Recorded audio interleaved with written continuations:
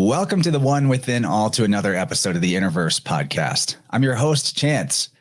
It's often been said that to know where you're going, you have to know where you've been.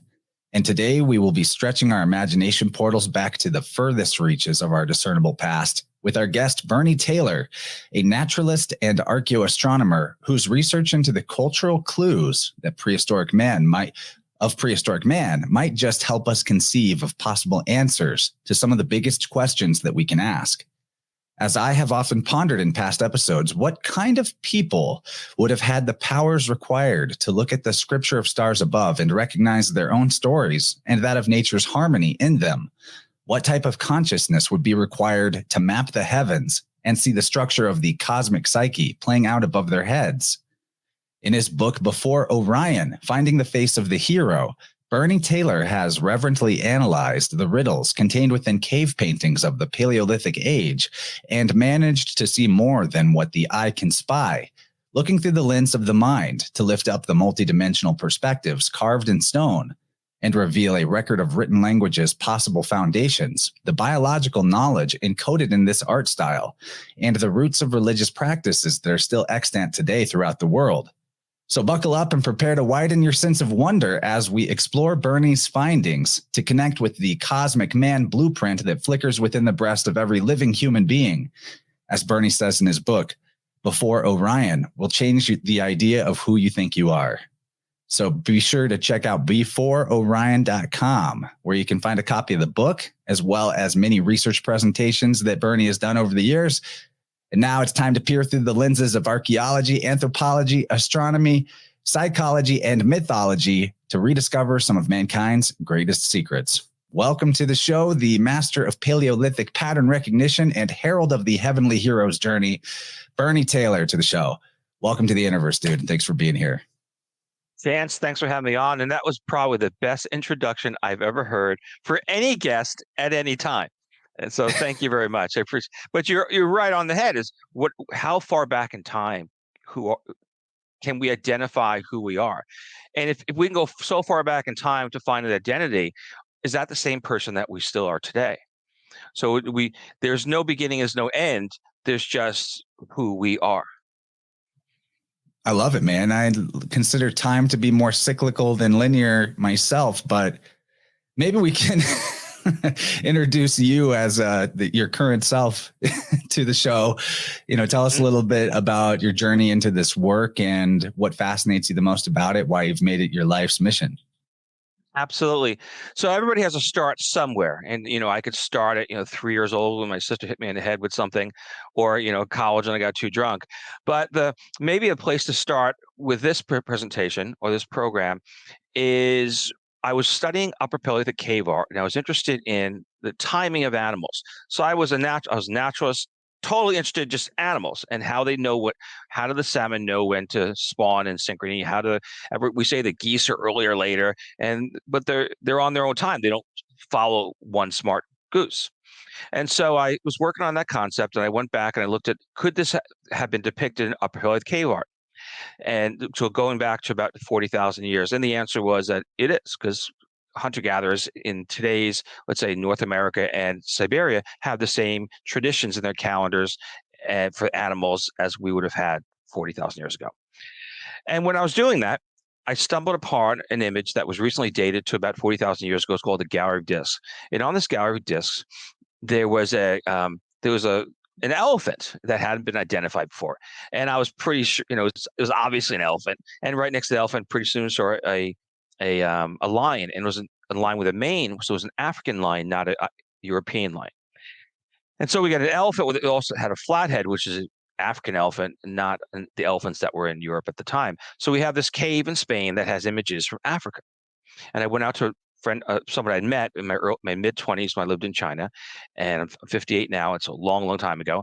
And he helped me work through the animals. And we back and forth for about a year and a half. We identified on a few different panels, probably 40, 50 animals that had not been identified before. And we could see how the spatial arrangement between these panels, the animals in these panels, were all the same. So it's like they had a blueprint. They had a chart. But most importantly, I was moving away from the animals and the timing of the animals. And I saw on one of these panels obviously an older man, we'll call him a teacher, speaking to the ear of an apprentice.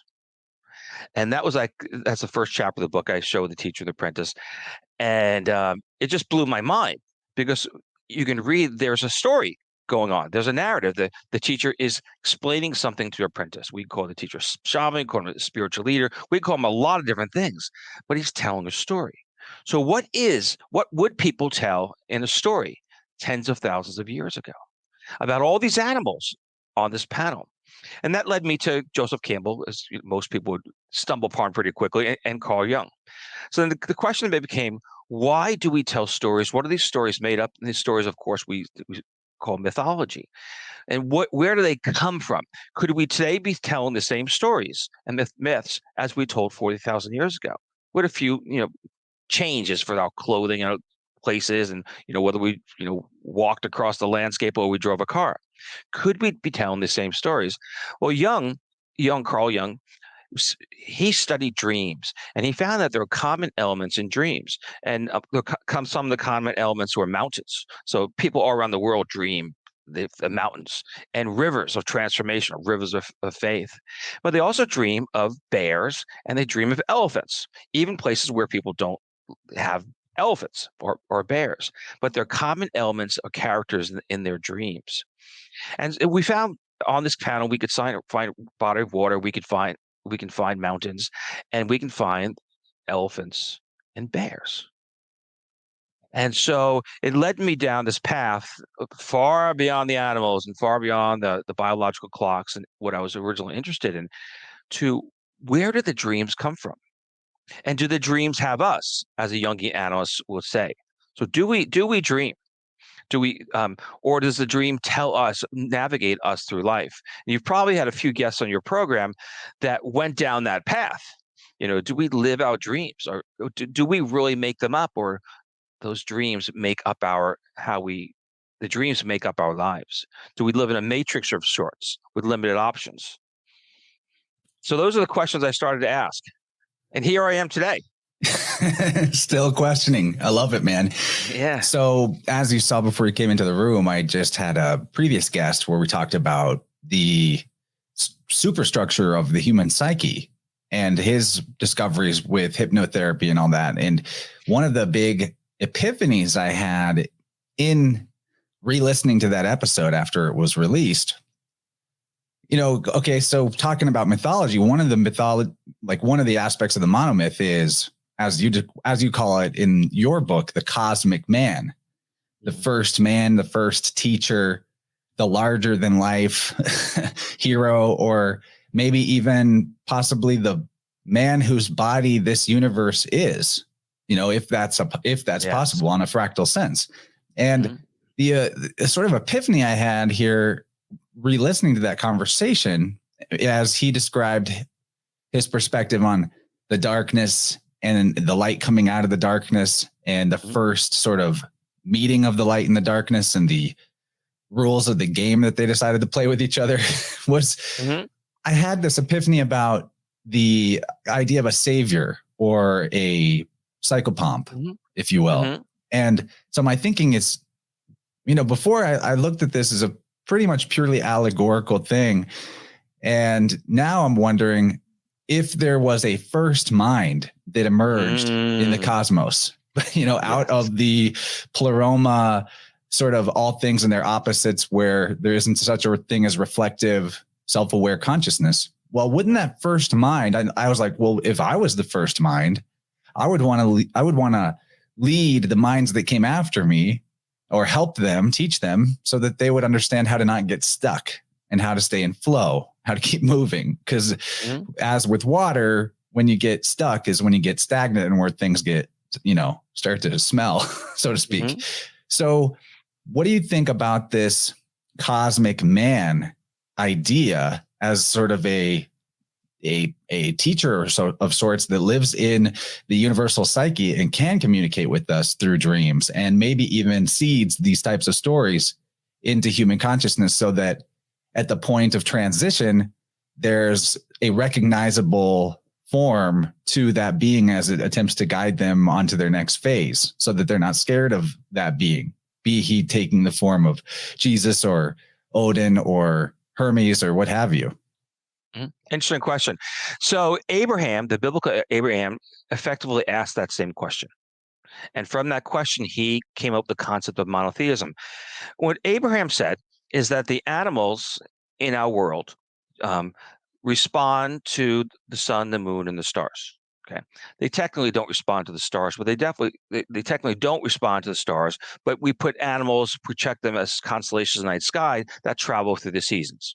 So that's easy. So what I was started working on way back when, of course, was this biological concept of the animals responding to light dark cues of both the sun and the moon. And that tells them where to be in time and place. Well, Abraham saw that same concept, and he said that the sun and the moon, the stars, are acting on the behalf or the benefit of mankind. Therefore, there is an eternal force that is keeping us on track, as you say. Okay, in your words. So is there a universal force? Well, that is monotheism. I mean, that was now you're never going to hear that in church. It's in Josephus, which is the book of the Jews. Josephus was a Jewish author, and he wrote a book about he was a Jewish historian. So he had like no bias. I mean, every historian has biases, but he doesn't have a theological bias, right? He's basically repeating the story, the narrative of how Abraham came to find monotheism, which is the sun, the moon, the stars, acting on behalf of us for our benefit, and therefore there's a one God because they're all in synchrony in one way or another. Okay, so there's cycles that we can actually tabulate. So from the perspective of, is there a divine force? Yeah, you actually, for this, in the way that Abraham thought of it for this life on terra firma, absolutely no question about it. Abraham was he was on it, but he wasn't. His concept of finding these patterns in the animals in his world was known by hunter-gatherers around the world at this time and long before his time. They just didn't see it as one God. They saw it as, the moon is one God, is a God, the sun's another, that star's a God, that planet is a God. Therefore, many gods are kind of manipulating the forces. Abraham said, no, it's a lot simpler than that. So one half of what you just proposed, I'm with you. Okay. So that there is a track, there is a path. The other half of the question was, do we have a common consciousness? Does the consciousness come from an Akashic record of sorts? Okay. Well, when I came up when I brought forth the word cosmic man, I wasn't thinking in that sense, but I was really borrowing from ancient traditions, such as the Chinese have the cosmic man who comes from the sky and he falls on the land, and from his blood comes the rivers and his fingers come the trees, all that sort of stuff. And so there's a common around the world, there's some sort of cosmic man mythology that people have that explains where they came from. So that doesn't say there's a common consciousness, but there's a common way of trying to reason who we are and where we came from and how the terrain came to be. Okay, so that's that. So then it goes back, and so then we go further back in time, before these ancient myths, before the cosmic man, and ask the question of, where do myths come from? Who had the first myth? Who had the first story? And how did we go from chimpanzees, who they don't really communicate with language as we do, but they have sign language. Chimpanzees in the wild have sign language. They could technically communicate a myth if they wanted to. If they had a myth to tell, they could tell the myth. Okay, so that's possible. And in captivity, chimpanzees have learned over 1,000 American Sign Language, ASL. So there's nothing holding back a chimp from signing a myth, even if they don't have the vocalization to do it. Okay. So how far back? How did it happen? Here's my hypothesis. And I've done a lot of presentations on this. I think that the difference between us and a chimp, and us and Neanderthals and Homo naledi and the rest of them, is that we see pareidolia. We see pareidolia. When you look into the night sky and you see Ursa Major, the constellation, you see a bear. But I'm going to tell you, this is something, we'll keep it between us. There is no bear in the night sky. There's no Orion in the night sky as a man. They don't exist. They're pareidolia. We find patterns in the night sky, and we name them. We project our psyche into them as a mother bear, and we tell a whole story about mother bear with Ursa Major. And we have myths about Orion, as different myths around the world of Orion as a man. So we project that. We find pareidolia. And we also find pareidolia in mountains. So you can go around the world and people say the face of that mountain is an actual face, but that is, of course, pareidolia. And people climb the mountain to meet the face of that mountain, the face of that deity in the mountain, that animistic spirit. And so I think that before there were myths, there was pareidolia. And when we saw the pareidolia, we were united around the pareidolia, whether it be constellations or mountains or other rocks. And that became a foundation of religion itself, faith beyond ourselves. And from that pareidolia, we started to tell myths. How that came to be. So I think that we deep in Africa, a long, long time ago, we found pareidolia. And we found these fundamental myths of how we connect to the night sky and to the terrestrial plane around us.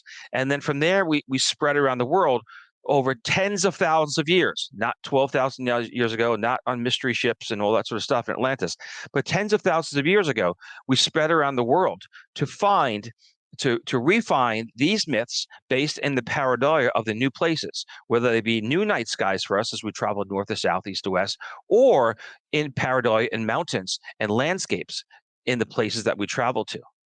And so it was like, we spread it out there. So did we have a common consciousness? Was there a first person who saw the pareidolia? I would say yes. Absolutely there was yes. And that person spread their seeds to other people who had the recognition of pareidolia, because not everybody does. People who have strokes, some people have strokes, they lose their ability to see pareidolia. So they have a hard time recognizing faces. They don't see constellations in the night sky. They don't see faces of the mountains or in the bushes or things like that. There's a spectrum of how much pareidolia people see. I give a lot of presentations to astronomy, professional astronomers. So these people are high in the physics side, high in the math. And someone always comes up to me and says, I don't see constellations. He's got to look on his computer, he can see it, but he can't see the pattern of the constellations in the night sky. So there's a spectrum of people who through illness, strokes, people who are low on the pareidolia scale. And then there's on the other side of the scale, we see Picasso. And Picasso found pareidolia in many places, and he integrated those pareidolia images into his modern art. So modern art itself is founded on, based on Picasso and founded in pareidolia. He took pareidolia images outside from caves, and he lifted them and he dropped them into his paintings. That's what he did. So pareidolia is this phenomenal ability that not everybody has.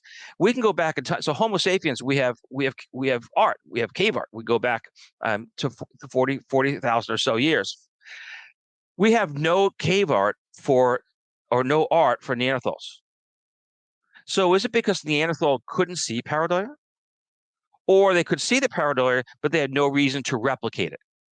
Don't know. But the fact of the matter is they didn't replicate the pareidolia.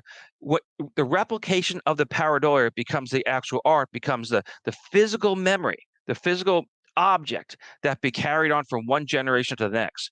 So did Neanderthals have stories to tell as we do? I don't know, because we don't have a record of that. But we do have among Homo sapiens, going back at least 40,000 years ago, is we have a record that we can see a mountain. We can see the exact same mountain carved out in a cave.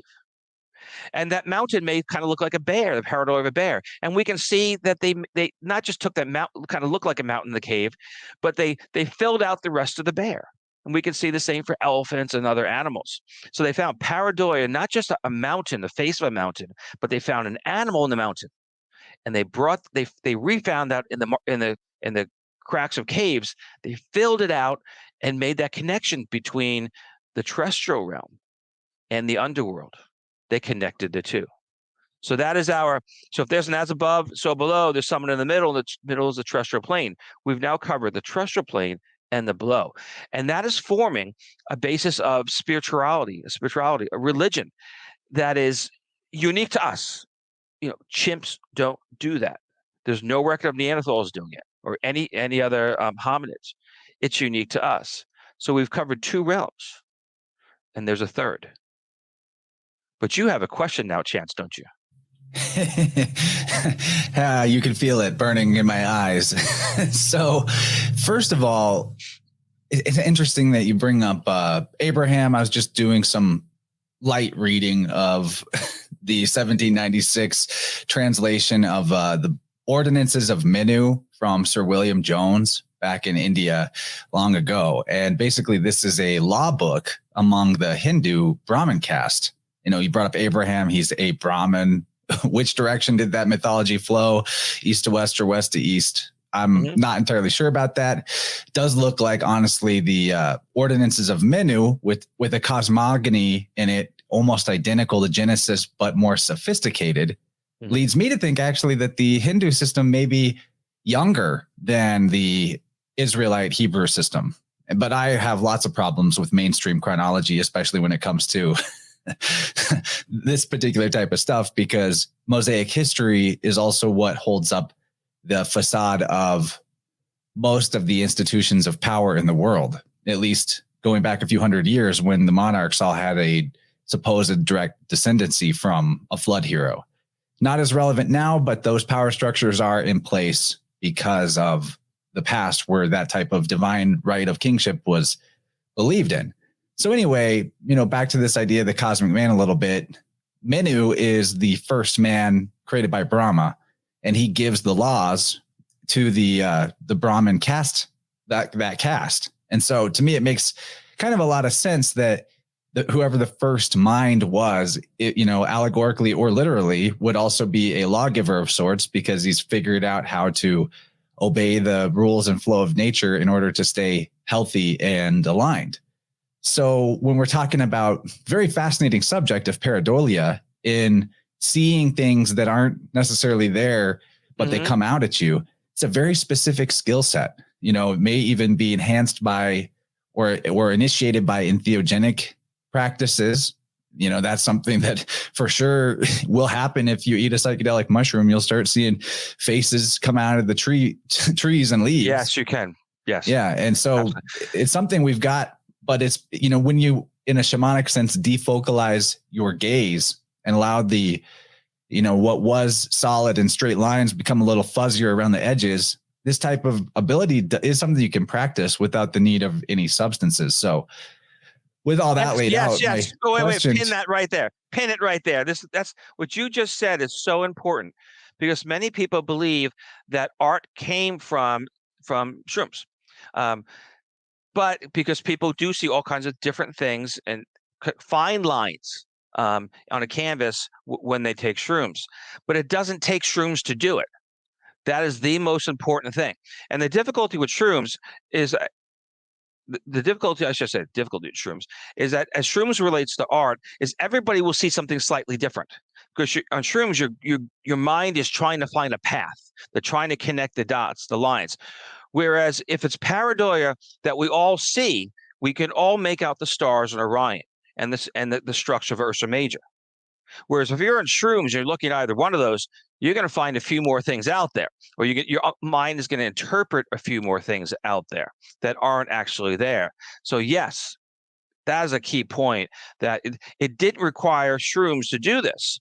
In fact, if everybody's taking shrooms, they can have different visions of the pareidolia, and they won't have a common image or perception or one common belief system.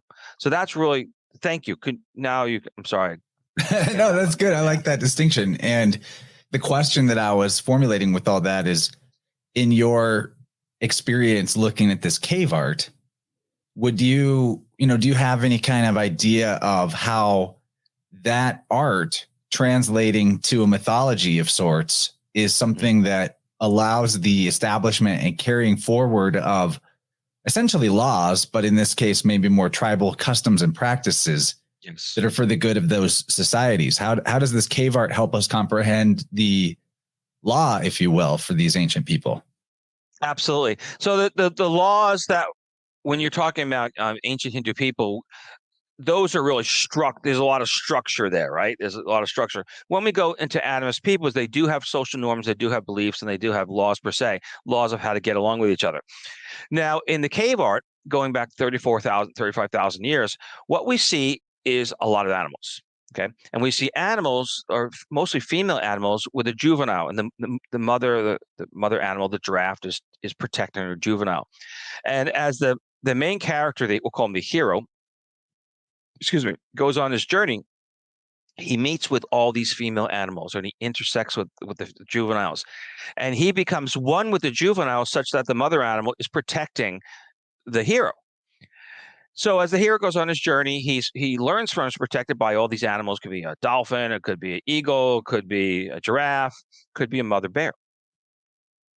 And an elephant. So he's protected by all these animals that he learns from. So he's the hero. In ancient times, a bunch of Greeks, you think of going out there and learning how to, his mentors, how to swing a sword, right, or how to, swing a bow. Those what we think of in the ancient world. But in the Upper Paleolithic images, we see the female character teaching, nurturing the boy after he's left the womb of sorts, right? After he's left the mother, gone on his journey. So it is not the male characters. He only meets one character on this journey, and it's a lion. And he fights with the lion. He slays the lion. He puts the pelt of the lion around his neck, which becomes the Hercules myth. Part of the Hercules myth. So it's the Nemean lion, and that lion becomes the constellation Leo, which is our third realm we'll have to return to. Okay. So the social norms were different then, in that the hero goes on his journey, he leaves the family, he leaves the mother behind, but he's nurtured and taught by other females along the way that are all animals, that teach him about the ways of what we would call the wilds, but that is in fact his space. So yes, so we're very different way that we think of today. A very different way. When was the last time we went out to sat on the lawn or sat in the forest and look at the squirrel to see how the squirrel operates? What is the strategy of a squirrel, and what can we learn from it? But these uphill cave images depict the hero on his journey who's doing exactly that. He's learning from all these animals.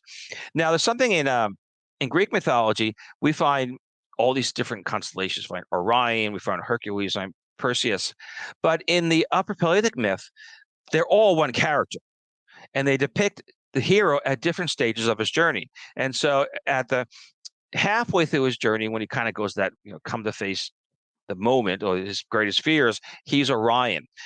And then when he returns to the other end, so to the north, he's Hercules. So Hercules and north or south diametrically aligned. Most people don't realize that.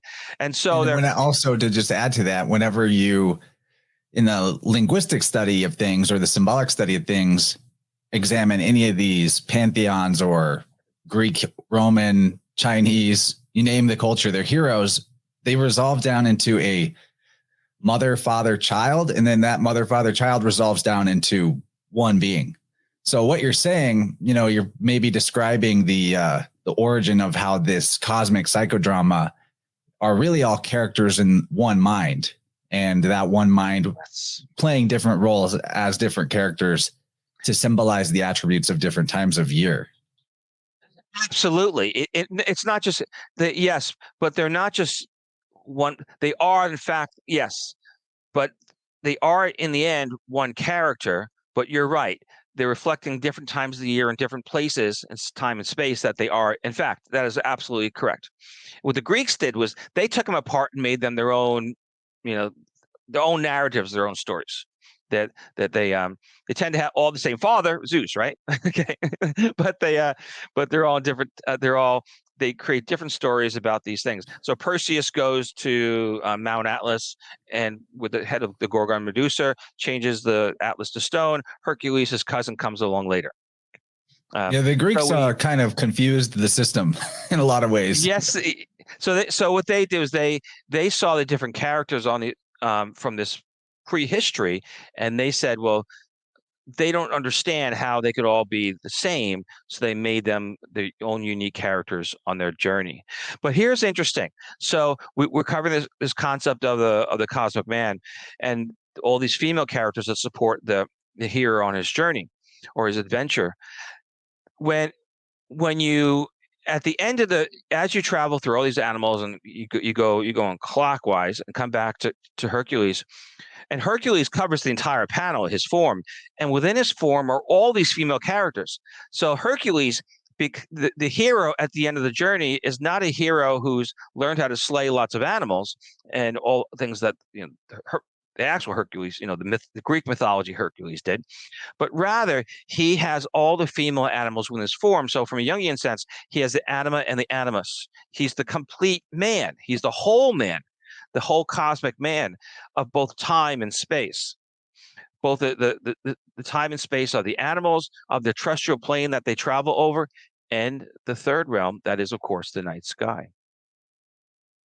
So in terms of, back to the idea of customs or laws, is this maybe an encoding in terms of, you talked about the cave art having like a sequence of animals. Is this, in your opinion, a type of proto-zodiac, and that what's being encoded there could be the knowledge of how one develops psychologically into individuation 100%. And maturation? Because that is something that would be important to hold on to that knowledge so that your next round of initiates could be properly brought up to speed, but I mean more like expanded properly so that they have the ability to see from multidimensional perspectives.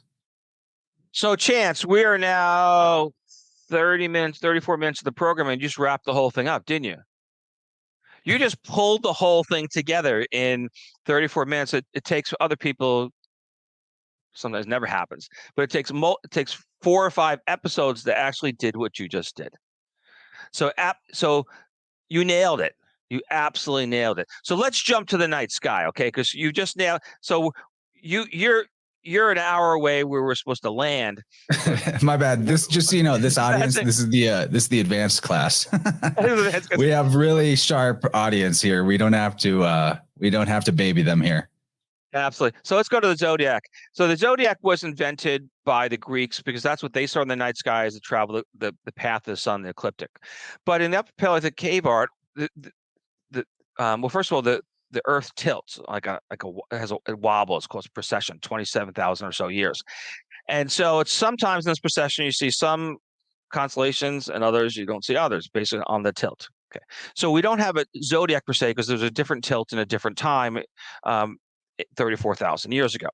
But what we do have is we have most of the same constellations as the Greeks ended up with. The Greeks had constellations from 3 sources. One is they had their own history, right? So they weren't stupid people. Okay. The second is they received them from a document called Malapin that came from ancient Mesopotamia. The third, 48. Yeah. Well, no. So that's isn't that how many were in the Malapin? No. We're going. Okay, step back. 30 seconds. Let's go back. So the first one is what they had in their history. The second is what they received from Malapin. It's maybe like 12 or so constellations, but the bulk of it actually came from ancient Egypt.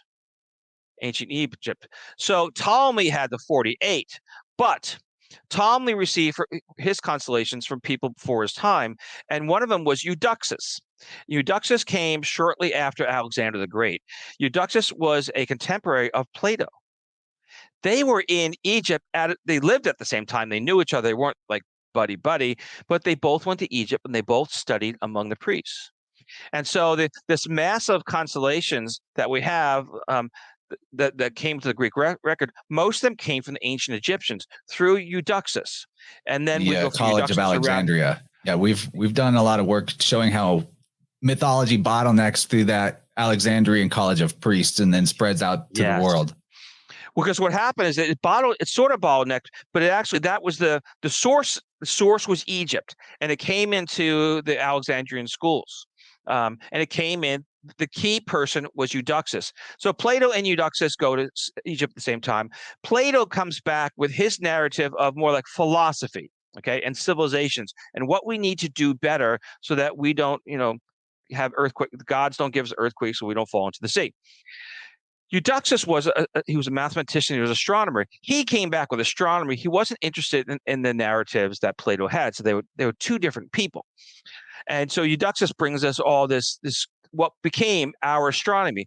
Now, what he did is you had a merging of 3 constellations.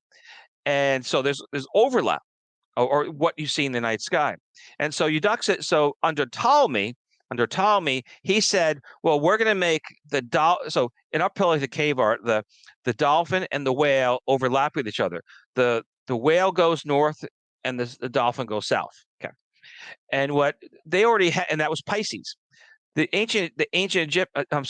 Greeks already had Pisces as two fish, kind of like the V thing. And so what they did was they made the dolphin Delphinus, and they made the whale Cetus. Because in the Upper Paleolithic mind, they weren't looking as a map per se.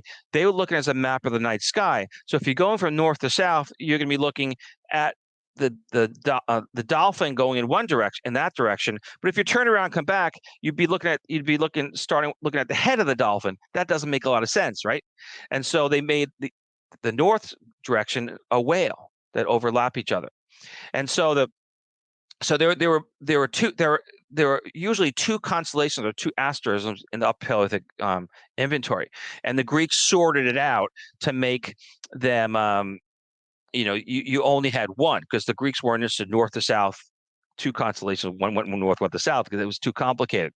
Now, what Ptolemy also did is he struggled with this, because the Greeks already had stars. Let's say the foot of an animal was a specific constellation. Then he brought in another constellation. That foot of the animal overlapped with the nose of a new constellation. So as we inherited them into the modern world, we had the foot of a nose over the nose of another animal. And about the 1960s or so, the International IAU, the International Astronomical Union, they recognized this problem. I mean, they recognized it long before then, and they moved them apart. Okay, so this one became in that constellation, and that one became in another constellation.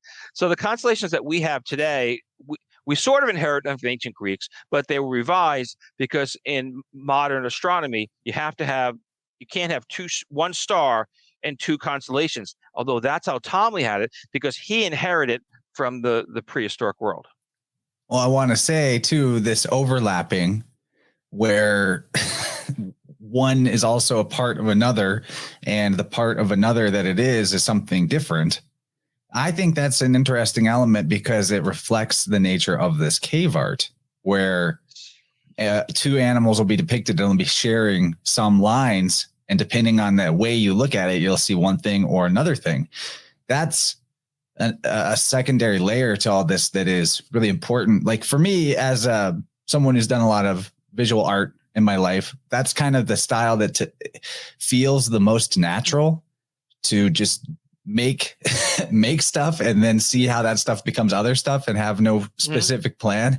But I wanted to point out now to the audience, like, if this type of thing is interesting, get a planisphere. You can get an inexpensive planisphere. You can see where the constellations are near each other. But then another book that's really good is H.A. Ray, his book, The Stars, A New Way to See Them.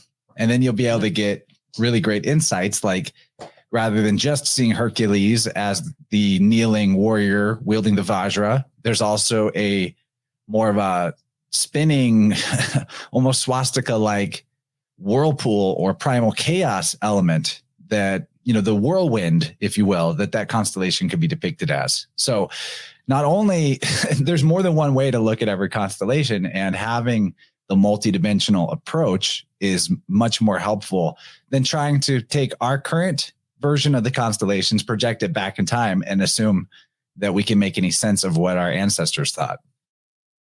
Absolutely. That's really cool. And those two great resources. Another one is Stellarium, which is the free astronomy program you can download. And you can go back 100,000 years ago to see what these constellations look like relative to the horizon. And so here's another, you brought up an interesting concept as an artist. By putting two images together, what do you find from that? Well, the Upper Paleolithic cave art had this hero going on his journey. And as he traveled around, the hero overlaps with the animals. Okay. And so there's one character overlaps with a dolphin to become a merman. That's where merman come from. Okay.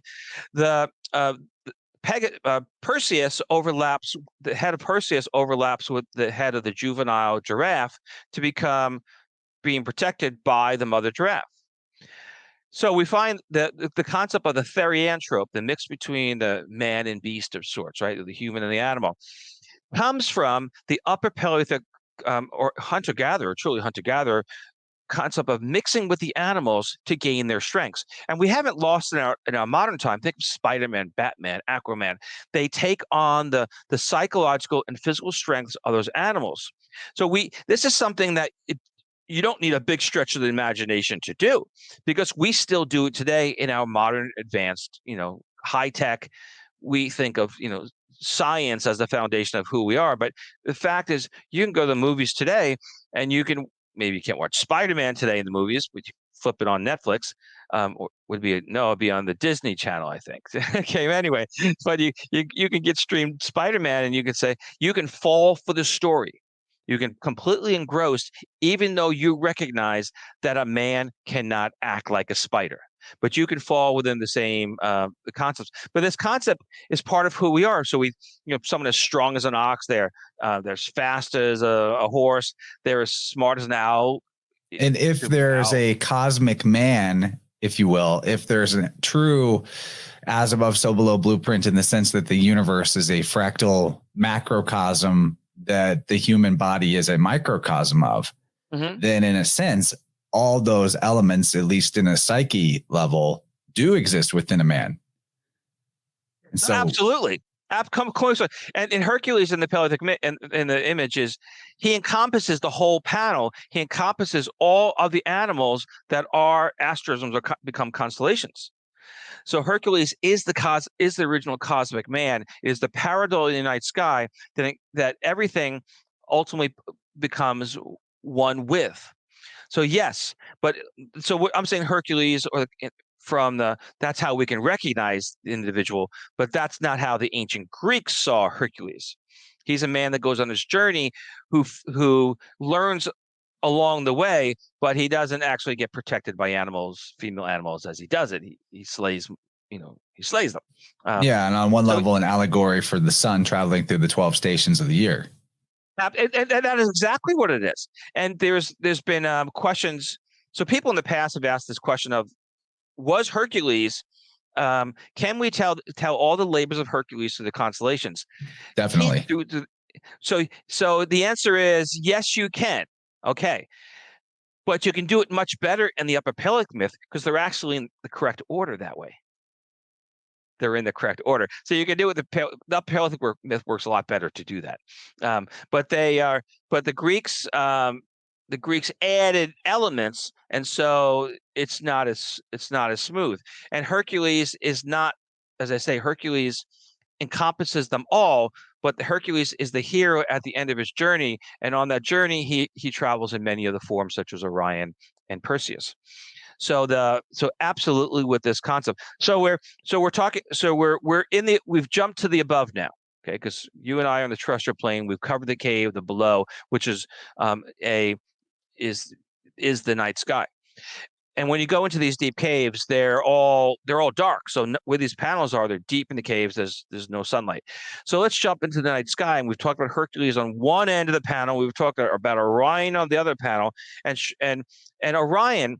And so right after Hercules, we have this man, the teacher and the apprentice, and they take on the form of the hero on his journey takes on the form of the eagle, and the eagle is the constellation Aquila, and so he takes on the mask of the bird, and then he takes on he meets with a horse. The horse is Pegasus. Then he meets with another one or two other animals. He finds a dolphin, which becomes Pisces.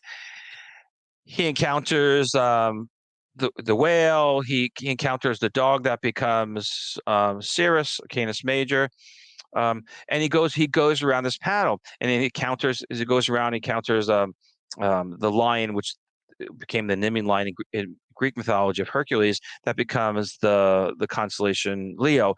Then he meets with another animal too. Then he encounters Ursa Major, the mother bear, who's watching her juvenile cubs climb a tree. And then he encounters an important one. He encounters a crocodile, and it's an African crocodile, because we look at based on the taxonomy.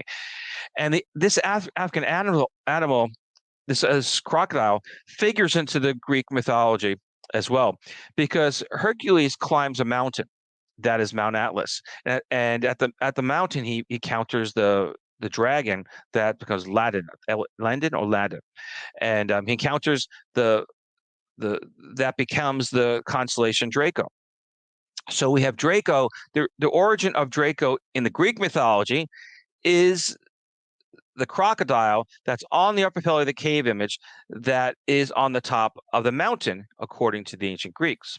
So where's the mountain? I have a question about that. So Sure. In this Paleolithic art, is there any hint that they had some kind of reverence or polar symbolism in terms of that cosmic mountain, with the uppermost reach being the pole star of whatever age they were in the sense that, Draco circles around the mountain? If the mountain would be that axis mundi represented by the pole star, the immovable point that the rest of the heavens circle around. Well, how they did it. So yes and no. So there's two types of mountains where we find the pareidolia. Okay. And the pareidolia is animals. One type of mountain has like a whole bunch of them. Okay. And if you look in that direction, so if you're looking, you'd be looking, west perhaps for certain constellation. The animal, you see the animal, you see the constellation, but you'll see a whole bunch of animals. And so there's the other type, and those are all the early ones, 36,000 years ago. There's another type where you only find one animal in pareidolia, and those are from like 26 to 12,000 years ago. So they lost the original mountains. We had all these constellations and all this pareidolia, but they kept the tradition by finding new mountains that had one animal, because they couldn't refine the whole thing again, because that's not how pareidolia works. And they went around from one property to one place to another on their specific journey. So the mountain Atlas that Hercules climbs, that we find these upper Paleolithic images, we can actually identify because it's just full of the whole pareidolia. And it's a mountain that the ancient Greeks called Atlas. It exists, but we don't call it Atlas today. We call it Jebel Toubkal. Jebel Toubkal is the tallest mountain or highest mountain in West North Africa. It's a glacial mountain, so people were, for very long periods of time, people going up and down the mountain to live, and they live very successfully. The people who live there today are called Berbers, or they call themselves Amazigh people. But the people in the ancient world, they didn't call them Amazigh people. You want to guess what name they called them? I don't know. Give me one name, one guess. The mountain's called Atlas. What did they call the people? Okay, so we're going towards Atlantis. They called them Atlantes. They were the people of Atlantis. They were Atlantes. And we can go back to the ancient Phoenicians. And the Phoenicians said that one of the Phoenicians went to this mountain that they call Mount Atlas, and they say where it is, and he invented astronomy. He discovered astronomy. Herodotus calls these people Atlantes as well, and he called it, the mountain was Atlas, that was revered as a god. And so people, Herodotus, book two.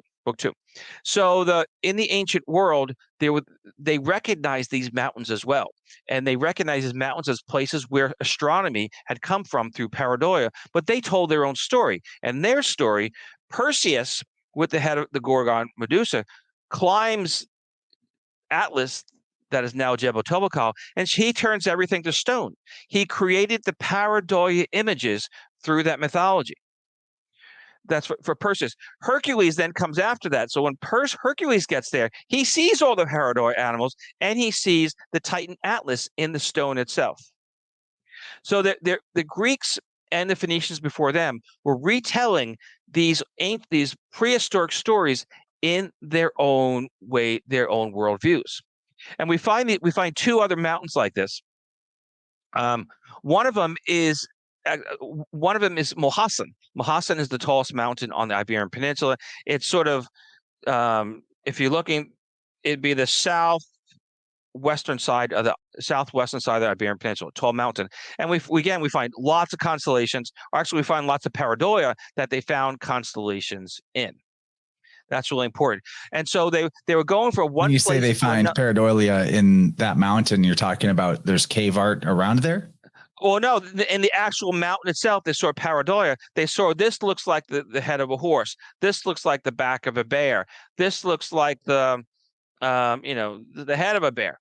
And so they found so there's no there, just like there's no bears in the sky and there's no people in the sky, there's no bear in the mountain. But they saw lines in the face of the mountains that looked like these. And from them, they then looked to the night sky. So they just didn't choose any mountain. They choose mountains that had pareidolia, that they then could see those characters, that they created them in the night sky from the actual mountains. So a lot of people will say that these people who actually do astronomy, who can see the asterisms, the constellations, they say, these don't really make sense. Orion makes sense, Ursa Major makes sense, right? The rest of it don't make any sense. The reason is because they didn't start as constellations in the night sky. They started as pareidolia on terra firma. They knew the animals. They saw the pareidolia of the animals in the rock faces in certain direction, and then they looked at the night sky and said, this is where this one is, and that's where that is. That's where astronomy comes from. Astronomy doesn't come from people first looking at the night sky and say, that looks like a bear and that looks like a horse. It comes from terra firma, finding pareidolia in the world around them. That is such an awesome theory. Well, I can prove it. And so I can actually, so it's easy to prove. Well, let me add a little flavor to it before you go there. Just, there's many passages in the Bible, for example, our rock is not as their rock. Like they're talking about God, you pater, pater is also a word where you would Petra, rock, the father and the rock, the pattern comes from that word as well. The Phoenicians you talked about, their capital city, Sur, which is spelled Tyre, but that's a word meaning both rock and Lord. And so there's linguistic connections to what you're saying that actually make a lot of sense. Why I've always wondered, why is this symbolism of the rock and the father or the all father tied together? Because if it's all astrotheology, well, there's not rocks up there. So this is a pretty brilliant take. And so going back to the 15th minute of our conversation, I talked about what makes us different from the chimps. It's pareidolia. We can see something they can't see. Or we can project from a mind something that they can't see. And then we can retell that story around common pareidolia in common mountains. And that's how the constellations came to be. Most of the constellations, the ones at least that came from the Paleolithic record that went through the ancient Egyptians, went through Eudoxus, and landed on Ptolemy's desk for us to be later inherited in our civilized modern world, where we're still looking at pareidolia in the night sky and finding meaning in it. So how far have we come in the last 40,000 years? Well, in a sense, we haven't gone anywhere. We haven't gone anywhere. No, we haven't. Absolutely. So here's where something interesting happened in the last month. The news came out, Homo naledi 300,000 years ago buried the dead and made art in South Africa. That was the headlines, covered all over the place. Mainstream media was all ticked off about it because they went to the press with their so-called pre-peer reviewed papers, meaning that weren't peer reviewed. But if they're peer reviewed, they would have come up with the same story. Okay.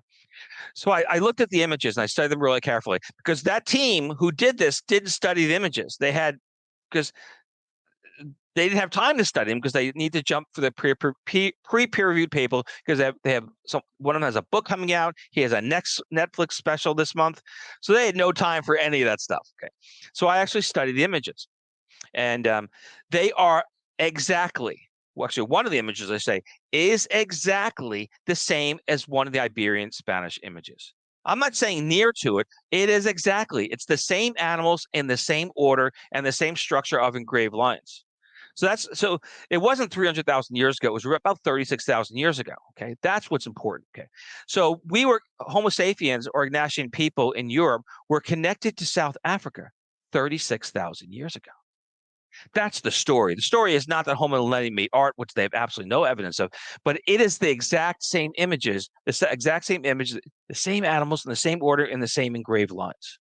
And I'm not saying that, when I say exact, I'm saying they all are in the exact same order in the same lines. I'm not saying that, maybe one is a little misplaced here, one's misplaced there.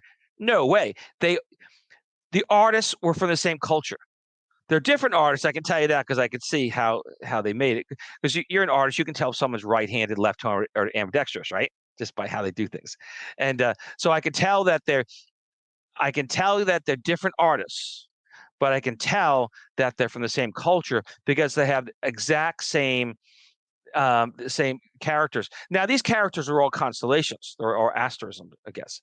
And so part of the reason that they're the same in the same order is because it's the same night sky. But the other part of it is that they originate from the same mountains of Paradolia, because the constellations don't originate in night sky. They originate as Paradolia. And the Paradolia comes from Mohassen, which is that tall mountain in the southern Iberian Peninsula. So 36,000 years ago, we were connected. I mean, there's a long way from South Africa to the Iberian Peninsula. Now, about 10,000 years ago, 8 to 10 years ago, cave art had been reliably dated in Indonesia, and it was about 41 to 42,000 years ago. And people were asking the question, was there some sort of mother culture in Africa that spread out roughly 40,000 years ago? Some people went to Europe, some people went to Indonesia, and people said, well, it's just too far, the distance between the two. But what we have right now is we have an image in South Africa that is the exact identical image to one in the Iberian Peninsula. And so if we could travel between Spain to South Africa 36,000 years ago, we sure as hell could travel to Indonesia. Okay. And it didn't require boats to do it. That's the key thing. You didn't need any boats because all land voyages. And actually, and if you did swim, you swam across the Strait of Gibraltar between West North Africa, Morocco, and Spain, which is about 3 to 4 hours swim. If you're a pretty good swimmer, people have races that go back and forth 3 or 4 times. So this is not a stretch of imagination. If you catch the currents right, so the currents go in, the currents go out into the Atlantic Ocean. If you catch the currents right, you can sort of like catch the swing and back into land. It makes it a lot easier. So 36,000 years ago, we're connected, which is so I'm not on Team Atlantis of this mystery civilization 12,000 years ago, traveling the world and spread the good news. But what this tells us is that we can identify the story Atlantis going back to 36,000 years ago in West North Africa. And we can see, because that's what the ancient Greeks called the place, that's what the Phoenicians called the place, and we can see the cave art of these constellations. So now what we can see is that it's connected across the entirety of the eastern coast, actually the western coast of Africa. We travel all the way. That's a long freaking way. And if you have that, so we're not talking about out of Africa theory, which I'm in on, but it was much earlier in time. What we're talking about is trade and communication of prehistoric people who were highly intelligent. They didn't have iPads and they didn't wear eyeglasses, and they certainly didn't have podcasts. But these were highly intelligent people who had mastered astronomy, they had mastered navigation, and they had mastered the art of retaining that information through mythology. So if they started with the rock faces and then that got applied to the sky, you'd think that maybe the reason to translate it up to the above and you do that encoding via the stories they already had, that would be for navigation. It would make it easier. If you already had a system and a mythology and you just could apply it to the sky above, then it'd make it easier as a mnemonic device to remember what part of the sky you're looking at for navigatory purposes. Makes sense. We're getting close to the end of the first hour. I want to give you some time to promote your website and your book and anything you want people to know about before we hop over to the second part. So absolutely, nobody needs to go buy my book, Before Orion. What people can do, they go to my webpage, go to my YouTube channel, they're beforeorion.com, and you can watch the videos. Lots of conference presentations, lots of images, and just enjoy the journey. But you don't need to go read a whole book. If you are a reader, if that's what you like to do, and you like to check all the references and the footnotes and all that sort of stuff, go to Amazon, download the Kindle, and enjoy yourself if that's who you are. But most people, if you're on this channel, I'll give your book some credit, man. The way that you weave a historical fiction narrative around the analysis of the ancient rock art is pretty cool. It's a lot, it's not the dry exploration that many academic books on that subject would feel like. Well, I wrote it. I didn't write it for the present. I wrote it for the future. I wrote it for some distant time in the past when I'm no longer on podcasts and there's YouTube has gone another way. So I wrote the book for the future. And so I'm continually updating the book because we're moving up. We're obviously, most people already moved away from hardcover books, and if you're under 30, you already have a Kindle or some other downloadable device. And so I wrote it for the future. But now people can, it was a great project. Love to do it. And I'm still updating, but you don't get the voice, you don't get the dialogue, you don't get the nuances, you don't get the 30 minute, summary of the whole work by a podcast host who blows us for the next hour. But absolutely, people, if you read it Before Orion, get it on Kindle. If not, my webpage, beforeorion.com, there's a lot of material that people from different perspectives can appreciate, enjoy, and share the love. Subscribe, tell your friends. Awesome, man. Thank you for coming on, and looking forward to going further in part 2. There's plenty on the list of notes, so we're going to have a good one.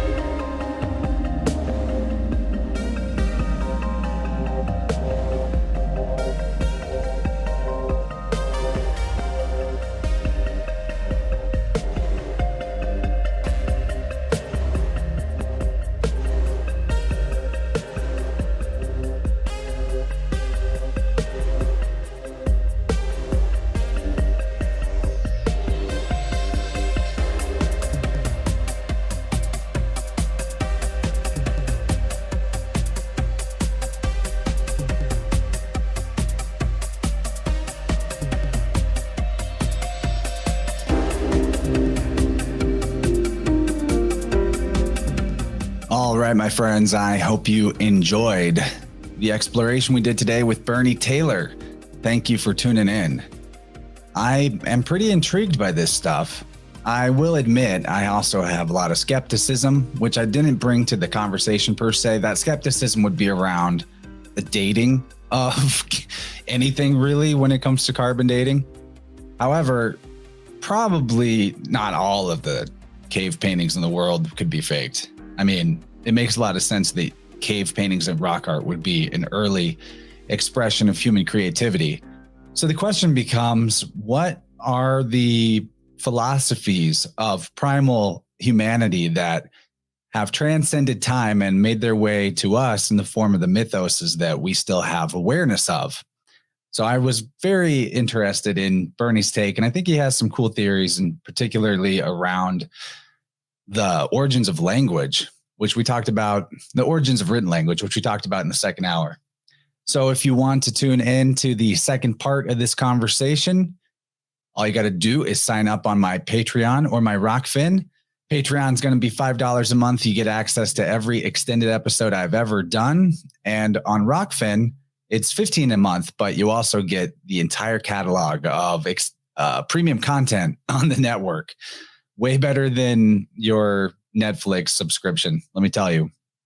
And so in the second hour on this episode, we started out talking about how academia had received Bernie's work and his theories, and he gave some of his strategies to help himself out in that world that can be so quick to judge and so slow to change.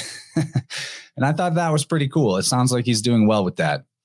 Then we discussed biological time and the way time is encoded in cave art, which I thought was pretty cool. Biological time is, I guess, a work that he wrote before he did Before Orion. And this has to do with ways that our biology in organisms on Earth has timing encoded in the biology, that the time of year can be discerned by what's going on with certain animals. And that's probably one of the early ways that man was able to actually conceive of cycles of time, aside from, of course, the luminaries and their cycles. Then we talked about the origin of representing calendars with animals And, that ties right into the idea of biological time. And then we discussed the Atlas Mountains as a potential birthplace of astronomy in North Africa. Then we talked about why caves were the first initiation spaces. That was pretty cool too.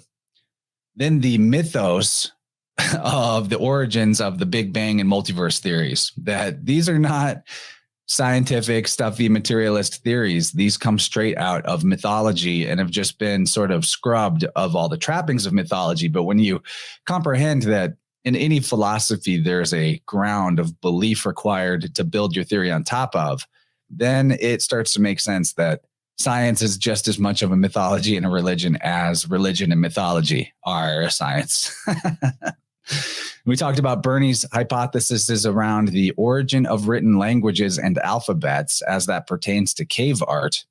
And then we got into a cool talk about the Tifinagh language of North Africa, which I hadn't seen before, but very Phoenician, very much Phoenician. So I hope you guys enjoyed this talk, and we'll go on and check out the second part.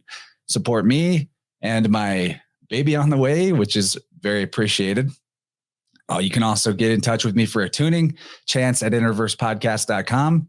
Had some incredible results with tunings lately. In fact, I think I'm going to open my email and just describe some of the results that have come through from tunings recently. Here we go. So a recent guest says, or a recent tuning client says, where do I start? To say that my tuning fork session with Chance was an enlightening experience would be an understatement.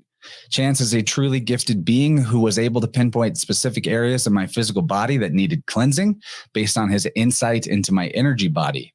From start to finish, the session was both enjoyable and insightful. Chance has a great bedside manner and was willing to talk with me about what was going on and what I was experiencing as the session progressed, which I really appreciated. For someone to be able to correct imbalances in your field is amazing in itself, but to be able to speak to the reason why the imbalances are there and also to be able to do this in a kind and detailed way is just incredible. His willingness to explain everything was very much appreciated, as bringing conscious awareness to a blockage is extremely beneficial, just as tuning itself is. Chance used tuning forks to correct several imbalances in my energy field, some of which I was not conscious of, but that made so much sense when he brought them to my awareness. His ability to tell me details about my own life was uncanny. Chance offers a very unique perspective and brings something new, exciting, and groundbreaking to our spiritual community. This session was more than worth the money paid for it, and I would highly recommend booking a session with Chance if you want to, quote, get your life together, unquote. Heal from past traumas, gain more insight into yourself, feel better physically, and or grow spiritually. The amount of insight I gained in the time I spent working with them was honestly a gift. We are lucky to have Chance in this community. A sincere thank you for all that you do. I appreciate that review. That's quite something. Very detailed and very positive. I appreciate that a lot. And another recent client said to me, I thought I'd give you an update. Digestion is working much better. I was also contacted by someone who owes me money to say they're ready to pay me back. So there were more things about that client session. And I think other results will be forthcoming for her, but very cool to hear that there's immediate improvements, and seeing how digestion working better coincides with getting some money coming in that was blocked from coming in a way. That goes hand in hand, because the sacral chakra, which is where our stomach and our digestion largely resides, is also has a lot to do with our ability to generate income and receive compensation that we're worth. So very cool that we were able to assist both of them in that big of a way. I hope you guys do check out a tuning session with me if there are specific issues you want to work on, or you just want to get yourself into the most coherent shape energetically, mentally, spiritually, physically that you can. interversepodcast.com/sound-healing for more information on how to book a session or to get some videos that will teach you a little bit more about the process, so you know more about what you're getting into. And with that, my friends, I'm going to wrap up this episode. Thanks for tuning in. Can't wait to see you guys on the next one. Have a great day out there, wherever you are. Much love, and bye-bye.